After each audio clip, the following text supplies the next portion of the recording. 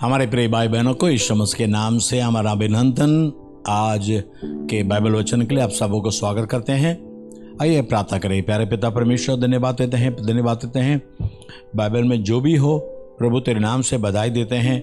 जैसे लूक 1:28 में मरियम को देकर बधाई दी, ये अनुग्रह पाई हो तो धन्य है, परमेश्वर तुम्हारे साथ है। आज भी प्रभु तेरे वचन के जरिए, अनुग्रह के वचन के जरिए सबों को अनुग्रह कृपा मिलने दे और सभी आशीष पाने दे। यीशु मसीह के नाम से मांगते पिता, आमीन आमीन। व्यवस्था 27। फिर इज़राइल के वृद्ध लोगों समेत मूसा ने प्रजा के लोगों को यह आज्ञा दी, जितनी आज्ञाएं मैं आज तुम्हें सुनाता हूं उन सब को मानना। और जब तुम यरदन पार होके उस देश में पहुंचो जो तेरा परमेश्वर यहोवा तुझे देता है, तब बड़े बड़े पत्थर खड़े कर लेना और उन पर चूना पोतना, और पार होने के बाद उन पर इस व्यवस्था के सारे वचनों को लिखना, इसलिए कि जो देश तेरे पूर्वजों का परमेश्वर यहोवा अपने वचन के अनुसार तुझे देता है और जिसमें दूध और मधु की धाराएं बहती है, उस देश में तू जाने पाए। फिर जिन पत्रों के विषय में मैंने आज आज्ञा दी है, उन्हें तुम यरदन के पार होकर एबाल पहाड़ पर खड़ा करना और उन पर चूना पोतना, और वहीं अपने परमेश्वर यहोवा के लिए पत्रों की एक वेदी बनाना, उन पर कोई औजार न चलाना। अपने परमेश्वर यहोवा की वेदी अनगढ़े पत्रों की बनाकर उस पर उसके लिए होम बलि चढ़ाना, और वहीं मेल बलि भी चढ़ाकर भोजन करना और अपने परमेश्वर यहोवा के सम्मुख आनंद करना, और उन पत्रों पर इस व्यवस्था के सब वचनों को स्पष्ट रीति से लिख देना। फिर मूसा और लेवी याजकों ने सब इस्राएलियों से यह भी कहा, ए इस्राएल, चुप रहकर सुन। आज के दिन तू अपने परमेश्वर यहोवा की प्रजा हो गया है, इसलिए अपने परमेश्वर यहोवा की बात मानना और उसकी जो जो आज्ञा और विधि मैं आज तुझे सुनाता हूं उनका पालन करना। फिर उसी दिन मूसा ने प्रजा के लोगों को यह आज्ञा दी, जब तुम यरदन पार हो जाओ, तब शिमोन, लेवी, यहूदा, इस्साकार, यूसुफ और बिन्यामीन ये गेरिजिम पहाड़ पर खड़े होकर आशीर्वाद सुनाए, और रुबेन, गाद, आशेर, जबूलून, दान और नप्ताली ये एबाल पहाड़ पर खड़े होकर शाप सुनाए। तब लेवी लोग सब इजरायली पुरुषों से पुकार कर कहे, शापित हो वह मनुष्य जो कोई मूर्ति कारीगर से खुदवाकर या डलवाकर निरारे स्थान में स्थापन करे, क्योंकि इससे यहोवा घृणा करता है। तब सब लोग कहे, आमीन। शापित हो वह जो अपने पिता या माता को तुच्छ जाने। तब सब लोग कहे, आमीन। शापित हो वह जो दूसरे की सीमा को हटाए। तब सब लोग कहे, आमीन। शापित हो वह जो अंधे को मार्ग से भटका दे। तब सब लोग कहे, आमीन। शापित हो वह जो परदेशी, अनाथ या विधवा का न्याय बिगाड़े। तब सब लोग कहे, आमीन। शापित हो वह जो अपनी सौतेली मां से कुकर्म करे, क्योंकि वह अपने पिता का ओढ़ना उगाड़ता है। तब सब लोग कहे, आमीन। शापित हो वह जो किसी प्रकार के पशु से कुकर्म करे। तब सब लोग कहे, आमीन। शापित हो वह जो अपनी बहन चाहे सगी हो चाहे सौतेली से कुकर्म करे। तब सब लोग कहे, आमीन। शापित हो वह जो अपनी सास के संग कुकर्म करे। तब सब लोग कहे, आमीन। शापित हो वह जो किसी को छिपकर मारे। तब सब लोग कहे, आमीन। शापित हो वह जो निर्दोष जन के मार डालने के लिए दंड ले। तब सब लोग कहे, आमीन। शापित हो वह जो इस व्यवस्था के वचनों को मानकर पूरा न करे। तब सब लोग कहे, आमीन। रोमियो का 3 अध्याय। अतः यहूदी की क्या बड़ाई या खतने का क्या लाभ? हर प्रकार से बहुत कुछ। पहले तो यह कि परमेश्वर के वचन उनको सौंपे पाए। यदि कुछ विश्वासघाती निकले भी तो क्या हुआ? क्या उनके विश्वासघाती होने से परमेश्वर की सच्चाई व्यर्थ ठहरेगी? कदापि नहीं, वरन परमेश्वर सच्चा और हर एक मनुष्य झूठा ठहरे, जैसा लिखा है, जिससे तो अपनी बातों में धर्मी ठहरे और न्याय करते समय तो जय पाए। इसलिए यदि हमारा अधर्म परमेश्वर की धार्मिकता ठहरा देता है तो हम क्या कहें? क्या यह कि परमेश्वर जो क्रोध करता है अन्यायी है? यह तो मैं मनुष्य की रीति पर कहता हूं, कदापि नहीं तो परमेश्वर कैसे जगत का न्याय करेगा?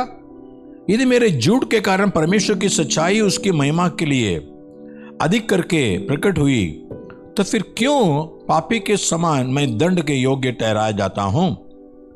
हम क्यों बुराई न करें कि भलाई निकले? जैसा हम पर यही दोष लगाया भी जाता है, और कुछ कहते हैं कि इनका यही कहना है, पर तो ऐसों का दोषी ठहराना ठीक है। तो फिर क्या हुआ? क्या हम उनसे अच्छे हैं? कभी नहीं, क्योंकि हम यहूदियों और यूनानियों दोनों पर यह दोष लगा चुके हैं कि वे सब के सब पाप के वश में है। जैसा लिखा है, कोई धर्मी नहीं, एक भी नहीं, कोई समझदार नहीं, कोई परमेश्वर का खोजने वाला नहीं, सब भटक गए हैं, सब के सब निकम्मे बन गए हैं, कोई भलाई करने वाला नहीं, एक भी नहीं।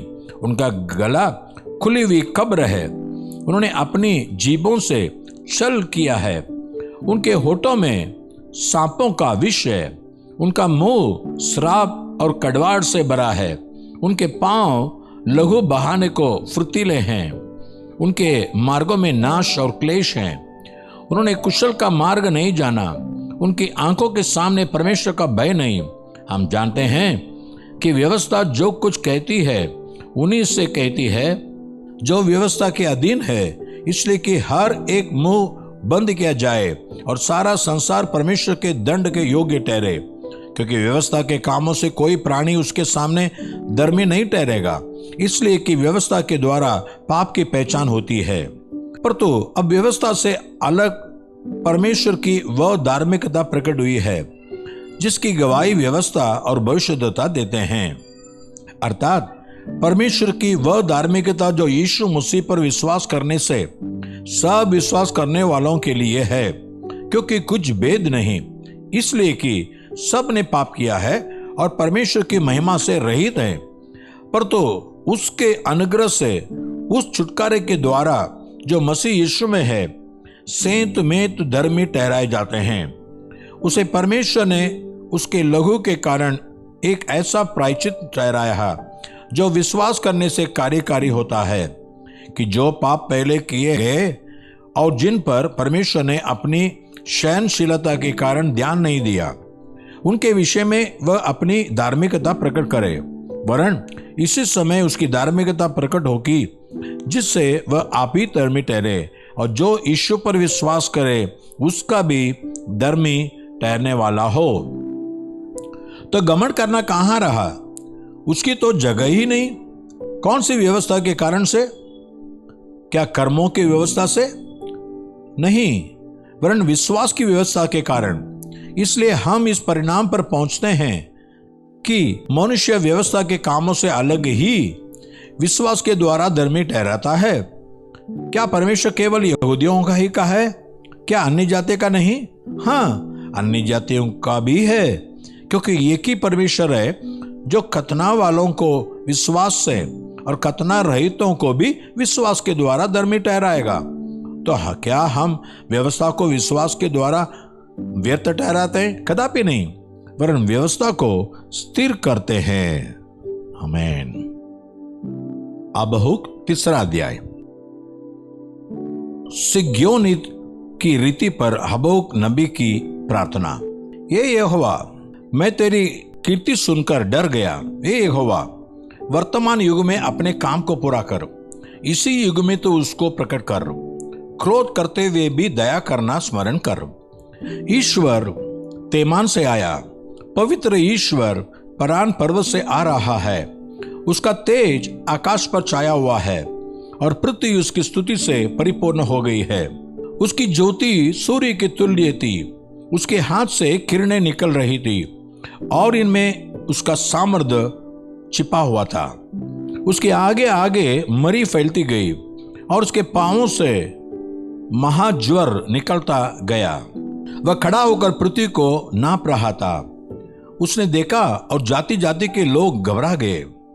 तब सनातन पर्वत चुकनाचूर हो गए और सनातन की पहाड़ियां झुक गई। उसकी गति अनंत काल से एक सी है। मुझे कुशान के तंबू में रहने वाले दुख से दबे दिखाई पड़े और मिद्यान देश के डेरे डगमगा गए। हे यहोवा, क्या तो नदियों पर रिसियाया या था? क्या तेरा क्रोध नदियों पर भड़का था? अथवा क्या तेरी जल जलाहट समुद्र पर भड़की थी? जब तो अपने घोड़ों पर और उद्धार करने वाले विजयी रथों पर चढ़कर आ रहा था, तेरा धनुष खोल में से निकल गया। तेरे दंड का वचन शपथ के साथ हुआ था। तूने धरती को नदियों से चीर डाला। पहाड़ तुझे देखकर कांप उठे। आंधी और जल प्रलय निकल गए। गहरा सागर बोल उठा और अपने हाथों अर्थात लहरों को ऊपर उठाया। तेरे उड़ने वाले तीरों के चलने की ज्योति से और तेरे चमकीले भाले की झलक के प्रकाश से सूर्य चंद्रमा अपने अपने स्थान पर ठहर गए। तो क्रोध में आकर पृथ्वी पर चल निकला। तूने जाति जाति को क्रोध से नष्ट किया। तो अपनी प्रजा के उद्धार के लिए निकला। हाँ, अपने अभिषेक के संग होकर उद्धार के लिए निकला। तूने दुष्ट के घर के सिर को कुचल कर उसे गले से नींव तक नंगा कर दिया। तूने उसके योद्धाओं के सिरों को उसी की बर्छी से छेदा है। वे मुझको तितर पितर करने के लिए बवंडर की आंधी के समान आए और दीन लोगों को घात लगाकर मार डालने की आशा से आनंदित थे। तू अपने घोड़ों पर सवार होकर समुद्र से, हाँ, जल प्रलय से पार हो गया। यह सब सुनते ही मेरा कलेजा कांप उठा। मेरे ओठ तरतराने लगे, मेरे हड्डियां सड़ने लगी और मैं खड़े खड़े कांपने लगा। मैं शांति से उस दिन की बाट जोता रहूंगा जब दल बांधकर प्रजा चढ़ाई करे, क्योंकि चाहे अंजीर के वृक्षों में फूल न लगे और न दाखलताओं में फल लगे, जलपाई के वृक्ष से केवल धोखा पाया जाए और खेतों में अन्न न उपजे, भेड़शालाओं में भेड़ बकरियां न रहे और न तानों में गाय बैल हो, तो भी मैं यहोवा के कारण आनंदित और मगन रहूंगा और अपने उद्धारकर्ता परमेश्वर के द्वारा अति प्रसन्न रहूंगा। यहोवा परमेश्वर मेरा बल मूल है। वह मेरे पांव हरिणों के समान बना देता है। वह मुझको मेरे ऊंचे स्थानों पर चलाता है। हाँ, परमेश्वर मेरा बल मूल है, वही मेरा ताकत है। मेरे पांवों को हरिणों के समान बदलता है और ऊंचे स्थानों पर चलाता है। प्रभु आपके जीवन में ऐसे करे। आइए हम प्रार्थना करें। प्यारे पिता परमेश्वर, आज वचन सुनने वाले सारे के जीवन में, उनके आत्मिक जीवन में उन्नति हो, उनके व्यक्तिगत जीवन में उन्नति हो, पढ़ाई में उन्नति हो, काम में उन्नति हो, उनके परिवार की उन्नति हो प्रभु। वैसे क्योंकि तू हमें ऊंचे स्थानों पे चढ़ाने वाला परमेश्वर है। हर एक को ऊंचे स्थानों पे चढ़ाकर महिमा दे, आदर दे, सम्मान दे। यीशु मसीह के नाम से मांगते पिता, आमीन और आमीन। God bless you. परमेश्वर आपको आशीष करे।